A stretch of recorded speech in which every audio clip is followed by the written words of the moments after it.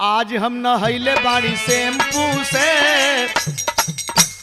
आज हम नहैले बाड़ी शैम्पू से, आवत हुई है राजा हमार टेम्पू से। तबले कौनो हमारी मती शरीफ लड़का घूम के गयल कलस की का कूदत है नाचत है, ठीक कैले है, लेकिन तोर मर्दा टेम्पू से जरूर आवत ल। ऊ का कहलस अब जिन है कभू शैम्पू से, अब जिन है कभू शैम्पू से, राजा तो लड़ाई गयल टेम्पू से। आजकल जितना गीत निकलत है कुछ है दिन में धूमिल हो जाती, लेकिन बाहर अपने माटी का गीत देखे संत कबीर साहब का ये लाइन बतावल लोग कितना बढ़िया भाव हो।